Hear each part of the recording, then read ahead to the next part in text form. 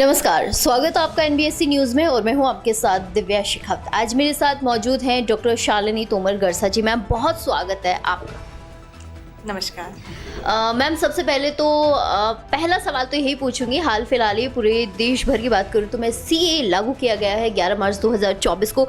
इसको लेकर क्या कहना है? खुद आप एक डॉक्टर भी हैं, साथ ही साथ लोकसभा चुनाव की आप तैयारी कर रही हैं, कैसे देखते हैं सीए को?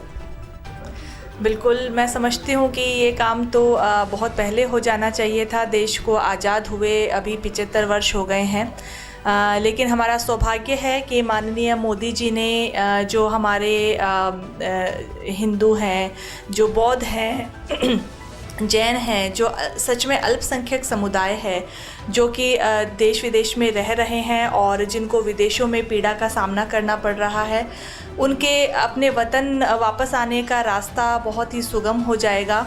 तो हम सभी बहुत ही खुश हैं और बहुत ही आनंदित हैं और हम हमारे माननीय प्रधानमंत्री जी को और माननीय गृह मंत्री श्री अमित शाह जी को सभी देशवासियों की तरफ से बहुत बहुत धन्यवाद देते हैं। जी, लेकिन मैम, आपने तो बहुत खुशी की बात कही है कि तमाम देशवासी खुश हैं, लेकिन बहुत सारी पार्टियों की मैं बात कर लूँ, क्योंकि आप खुद भी अब लोकसभा चुनाव की तैयारी कर रही हैं, लेकिन बहुत सारी पार्टियां हैं जो इस फैसले से बिल्कुल नाखुश हैं और लगातार विरोध कर रही हैं। सीए का भी कर रही है और प्रधानमंत्री का भी लगातार विरोध किया जा रहा है कि उन्होंने ऐसा क्यों किया। देखिए, हम सभी ने ये देखा है, जो विपक्ष की पार्टी है उनके पास में कोई भी पॉजिटिव काम नहीं है करने के लिए, उन्होंने कोई भी अच्छा काम नहीं किया है। लेकिन जब भी कोई अच्छा काम होता है तो ये लोग ज़रूर उस काम में कमी निकालने के लिए आ जाते हैं। मैं समझती हूँ कि हम बहुत ही स्वर्णिम काल में रह रहे हैं कि हमें हमारे देश का जो प्रधानमंत्री है वो माननीय नरेंद्र मोदी जी जैसे मिले हैं, जिन्होंने दूर दराज के गांवों की समस्या को भी जिन्होंने सुना है और उसे वो सॉल्व कर रहे हैं। साथ ही साथ ग्लोबल लेवल पर भी जो हमारे देश को उन्होंने जिस तरीके से रिप्रेजेंट किया है कि आज पूरे विश्व में हमारे देश की धमक है। तो मैं समझती हूँ कि हम बहुत ही सौभाग्यशाली हैं कि माननीय मोदी जी के काल में हम रह रहे हैं और हम सभी अच्छे कामों को होते हुए देखना चाहते हैं। और अच्छे कामों के अंदर जो लोग भी कमी निकालते हैं तो ये उनका स्वभाव है, ये उनका काम है। इसके बारे में तो मैं कुछ कहना नहीं चाहती। लेकिन मैम, एक बात और है यहाँ पर कि बीजेपी इतनी सशक्त है कि तमाम जो कांग्रेसी पार्टी के नेता है, छोटे कार्यकर्ता मान लीजिए, या बड़े नेताओं की भी बात कर लेती हूँ, दिग्गज है बहुत सारे, वो पार्टियाँ छोड़ के बीजेपी में शामिल हो रहे हैं। आज भी कई सारे, जो मैं दिग्गजों की बात कर लूँ तो वो उन्होंने बीजेपी का दामन थाम लिया। अब कांग्रेस के पास तो कोई चेहरे ही नहीं बचे हैं, तो इसको लेकर क्या कहेंगे आप? जी बिल्कुल, क्योंकि कांग्रेस पार्टी के पास में ना तो कोई नेता है और ना ही उनका कोई विज़न है। और भारतीय जनता पार्टी की रीति नीति जो है, भारतीय जनता पार्टी की जो विचारधारा है और हमारा जो सशक्त नेतृत्व है, वो जिस तरीके से काम कर रहे हैं, तो सभी लोगों को जो आशा की किरण दिखाई दे रही है वो भारतीय जनता पार्टी में दिखाई दे रही है। इसीलिए सभी भारतीय जनता पार्टी की तरफ आना चाहते हैं और देश को सुदृढ़ बनाने में अपना योगदान देना चाहते हैं। जी, कल की बात कर लेते हैं मैडम कि पेट्रोल डीजल के दामों की बात कर लेते हैं। उनमें भी ये किया है कि राजस्थान की जनता खुश है इस फैसले से जो राजस्थान सरकार ने किया, केंद्र सरकार ने भी किया, लेकिन पार्टियां फिर भी खुश नहीं। वो कह रही है क्या किया है। जी बिल्कुल, देखिए, अब इसके बारे में तो मैं क्या कहूँ। बहुत ही सभी लोगों की समस्याओं को देखते हुए उनके निराकरण के हर काम हो रहे हैं। हर लेवल पे जो भी काम किया जा सकता है, चाहे वो भी जैसा कि आपने बताया कि जो पेट्रोल का रेट है वो कम हुआ है, और साथ ही साथ इतनी सारी योजनाएं शुरू हुई हैं जो मैं समझती हूँ कि आज़ादी के 75 सालों के बाद में माननीय मोदी जी ने उन लोगों की सुध ली है जिनके बारे में कोई सुनने वाला नहीं था, जिनकी आवाज़ को कोई सुनने वाला नहीं था। तो ये महिलाएं हों, चाहे किसान हों, चाहे युवा हों, चाहे सभी बुज़ुर्ग हों, सभी लोगों को मोदी जी ने संबल प्रदान किया है, उनको सशक्त बनाने का काम किया है।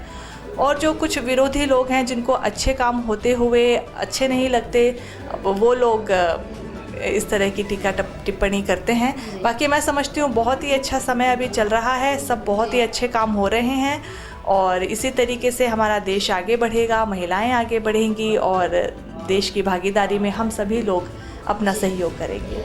एक सवाल और जानना चाहूँगी, अभिगन लीडर, आप बीजेपी लीडर हैं, आप खुद लोकसभा चुनाव की तैयारी करिए, कैसे देखते हैं कि कांग्रेस का क्या भविष्य आने वाले समय में, क्योंकि फिलहाल तो 5 साल बीजेपी की सरकार है, क्या भविष्य देख रही है लोकसभा चुनाव में? देखिए, ये तस्वीर तो सब लोगों के सामने क्लियर है। अभी मैं अपने मुंह से क्या बोलूं। जिस पार्टी का कोई विज़न नहीं होता, जिस पार्टी में अच्छे नेता नहीं होते, जिस पार्टी की कोई विचारधारा नहीं होती, तो उसका तो मैं समझती हूं कि भविष्य अच्छा नहीं होता। और बाकी जहां तक आपने मेरे बारे में कहा, तो मैं एक पार्टी की कार्यकर्ता हूं और अपनी पार्टी की विचारधारा को आगे बढ़ाना, हमारी रीति और नीति को अंतिम छोर तक बैठे हुए व्यक्ति तक पहुंचाना, ये हमारा काम है और इसमें हम पूरे मनोयोग से लगे हुए हैं। जी, आपकी तैयारियां कैसी चल रही हैं आगामी चुनाव के को लेकर? अगर आपको टिकट मिलता है तो आप अपनी क्षेत्र में, झुंझुनू की बात कर लूँ, क्या मुद्दे होंगे, किन मुद्दों को लेकर आप काम करेंगे? जी बिल्कुल। देखिए, लोकसभा की जो तैयारी है वो पूरे ज़ोर शोरों से चल रही है। टिकट किसको मिलता है वो हमारा केंद्रीय नेतृत्व निर्धारित करता है और जो भी केंद्रीय नेतृत्व हमें आदेश देता है तो हम उस आदेश की पूरे मनोयोग से पालना करते हैं। और जहाँ तक झुंझुनू का सवाल है, तो झुंझुनू की धरती के बारे में तो अब मैं जितना भी कहूँगी वो कम होगा। मैं अपने आप को बहुत ही सौभाग्यशाली समझती हूँ कि मैं वीरधरा झुंझुनू की बहू हूँ और हमारी जो झुंझुनू है वहाँ का जो रज रज है, जो कण कण है, वो वीरता से, सत्यनिष्ठा से, ईमानदारी से भरा हुआ है। तो हमारी जनता के लिए हम बहुत ही अच्छे काम करेंगे। हमारे जो झुंझुनू हैं वो पूरे राज्य स्तर पर ही नहीं बल्कि देश विदेश तक झुंझुनू का जो है वो बहुत ही नाम इसी तरीके से फैलता रहे। जैसा हमारा स्वर्णिम इतिहास है उससे भी ज़्यादा स्वर्णिम हम कोशिश करेंगे कि हम हमारे क्षेत्र के भविष्य को बनाएं। तो बिल्कुल माननीय मोदी जी के नेतृत्व में हम बहुत ही अच्छा काम करेंगे। जी जी। एक सवाल और जानना चाहूँगी कि देखिए, पिछली सरकार में महिला अपराध को बढ़ावा मिला था और महिला अपराध इतना बढ़ गया था कि महिलाएं खुद डरने लग गई थी घरों से बाहर निकलने में। अब आप, अगर अपने क्षेत्र की मैं बात करूं, अगर आपको टिकट मिलता है, आप चुनाव जीतिए, तो महिलाओं को कैसे प्राथमिकता देंगी? उनके लिए के अपराध रोकथाम को लेकर आप कैसे काम करेंगे?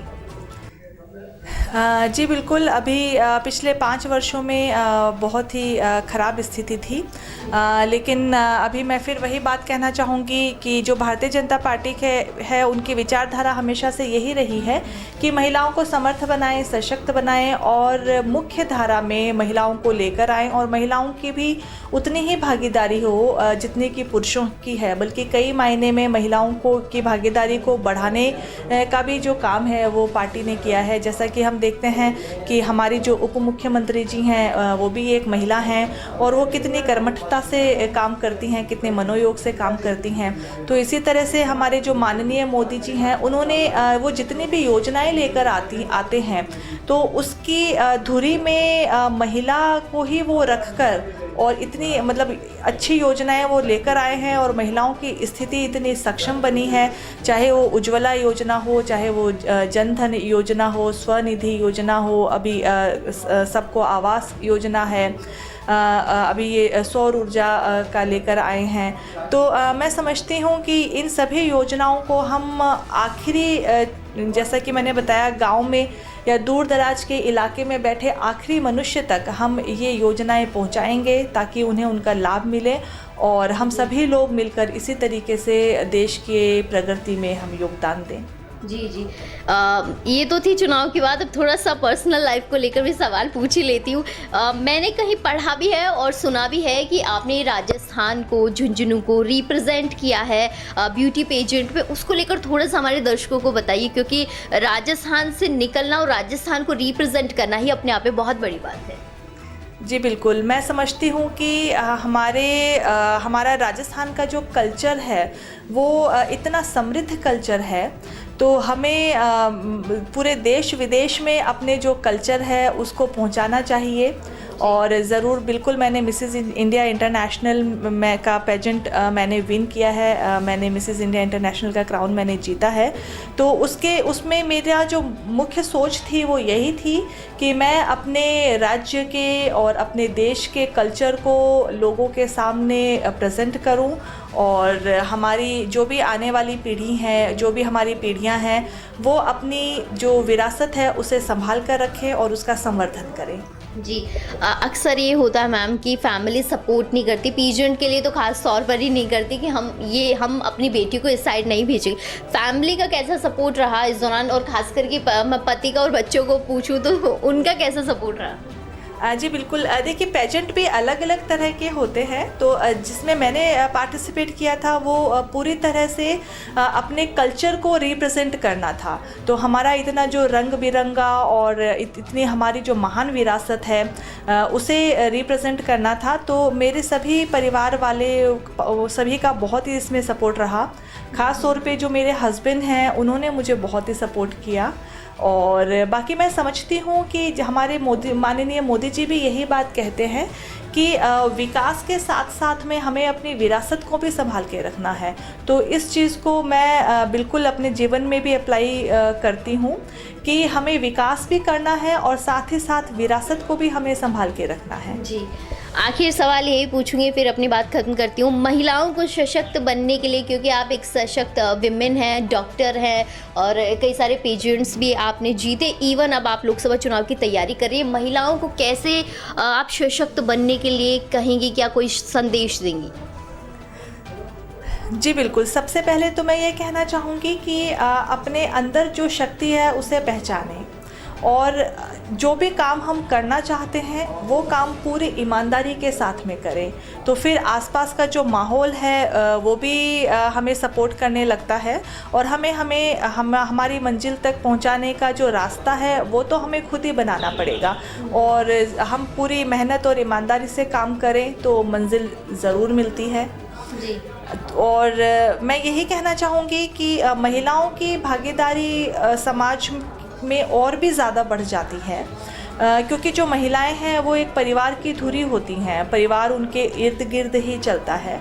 तो महिलाओं को ख़ास तौर से जो माताएं हैं उन्हें अपनी बच्चियों को हर तरीके से उनका सपोर्ट करना चाहिए और जो भी वो करना चाहती हैं तो वो उन्हें करने के मौके प्रदान करने चाहिए।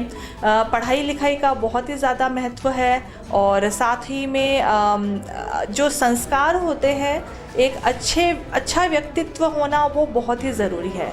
तो हम एक अच्छे व्यक्तित्व का निर्माण करें, साथ ही साथ हम बहुत ही अच्छे से हम पढ़ाई लिखाई करें और फिर जो भी हुनर है, हम जिस भी चीज़ के प्रति हमारी हॉबी है तो उस हुनर को हम निखारें और अपने पैरों पर खड़ी हों।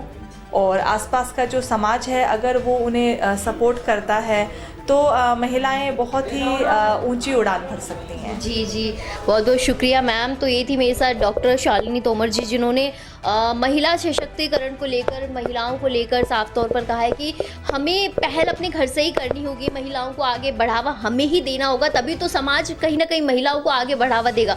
तो हमारी भी बस यही आपको अपील है कि महिलाओं को जितना हो सके आप आगे बढ़ने के लिए प्रेरित करें। फिलहाल के लिए मेरे साथ बस इतना ही।